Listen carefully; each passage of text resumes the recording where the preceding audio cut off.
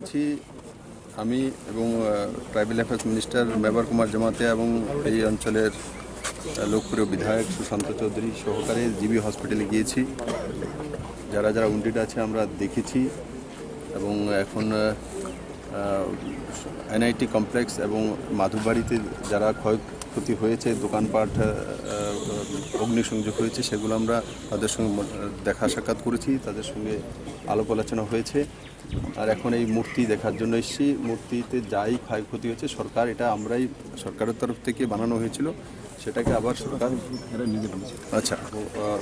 বানানো হয়েছিল এবং এখানে স্থানীয়ভাবে এরা বানিয়েছিল, কিন্তু সরকার এটাকে যেখানে হাতে দেখেছি কোথাও লেগেছে, কোনো জায়গাতে একটা স্পট আছে ভাঙা, তো সরকার সেগুলো সুন্দরভাবে মহারাজার মহারাজার প্রতি আমাদের এই সরকারের এবং ত্রিপুরাবাসীর আমরা নতমস্তক, কারণ ওনার যে চিন্তাধারা আধুনিক ত্রিপুরার উনি রূপকার, তো ওনার মূর্তিকে ঠিকভাবে কীভাবে সেটাকে খুব কম সময়ের মধ্যে ব্যবস্থা করা, আর সঙ্গে সঙ্গে এই পুরো বিষয়ের আমরা একটা ম্যাজিস্ট্রেট ইনকোয়ারি দিয়েছি।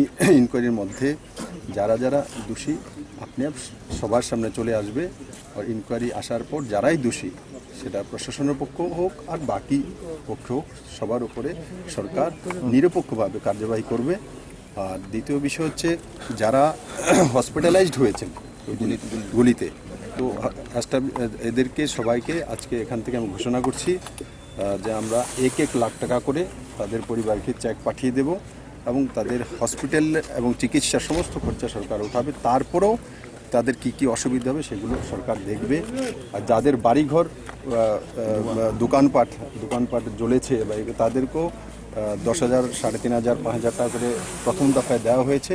সরকার এদেরকে প্রত্যেককে 50,000 টাকা করে দেবে, 50,000 টাকা দেবে। এবং তারপরেও এক্সট্রা কিছু আছে যে বেশি ক্ষয়ক্ষতি হয়েছে, সেটাও দেখে স্থানীয় বিধায়ককে সুশান্ত চৌধুরীকে বলা হয়েছে অ্যাসেসমেন্ট করার জন্য। এসডিএমের সঙ্গে দেখা সাক্ষাৎ করে একসঙ্গে অ্যাসেসমেন্ট করার পর সরকার সবার পাশে থাকবে এবং সবাইকে সেই তাদের আগের মতো যাতে তাদের বিজনেস শুরু করতে পারে এবং নিজের জীবিকা অর্জন করতে পারে সেই ব্যবস্থা করবে। এবং যেই পরিবারগুলি ক্ষতিগ্রস্ত হয়েছে সবার পাশে সরকার থাকবে এবং সরকার থেকে সবাইকে নিয়ে আমাদের যে স্বপ্ন ত্রিপুরাকে মডেল স্টেট বানানো, সেই স্বপ্নকে আমরা সবাই মিলে সাকার করব। সব মিলিয়ে কত ক্ষতিগ্রস্ত? দেখো, ইনকোয়ারি সবটাই মূর্তি ভাঙার পেছনে কী আছে সেটাও ইনকোয়ারির জন্য বলা হয়েছে। যে ম্যাজিস্ট্রেট যা ছড়বে তার মধ্যে সবগুলো রয়েছে, এগুলো রয়েছে হসপিটালের ব্যাপার রয়েছে, যে প্রশাসনের ব্যাপার রয়েছে, অ্যাম্বুলেন্সের ব্যাপার রয়েছে, এভরিথিং, কারণ সব কিছু রাখা হয়েছে। আর এই সরকারের উপর আপনার ভরসা রাখুন, আমার মিডিয়ার বন্ধুরা, জাস্টিস হবে।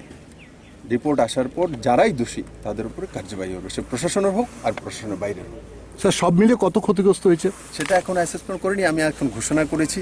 তো অ্যাসেসমেন্ট তো প্রত্যেকে অনেকে দিতে পারিনি, অনেকে হয়তো বলছে যে স্যার আমার 2 লাখ টাকা খরচ হয়েছে, কেউ বলছে আমার 50,000 টাকা নোকসান হয়েছে, কেউ বলছে আমার 10,000 টাকা, কেউ বলছে আমার 12 লাখ টাকা নোকসান হয়েছে। তো একসঙ্গে তো অ্যাসেসমেন্ট করা যাবে না। প্রাথমিকভাবে সরকার কিছু সাহায্য করেছে, কাউকে 10,000 টাকা, কাউকে 3,500, কাউকে 5,000 টাকা দিয়েছে, যাতে কমসে কম সে তার ডাল ভাতটা খেতে পারে। সরকার তো এমনই একটা ব্যবস্থা করে, বাকিটা 50,000 টাকা করে আমরা যেটা বলেছি এটা কালকে পরশুদিনের মধ্যে হয়ে যাবে।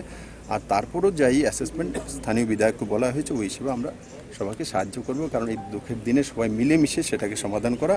আর যারা দোষী, ম্যাজিস্ট্রেট রিপোর্ট আসার পর যারা দোষী, আমি আবারও বলছি, সে প্রশাসন হোক আর প্রশাসনের বাইরের লোক, সবার উপরে সেই রিপোর্ট অনুসারে নিরপেক্ষভাবে কাজ।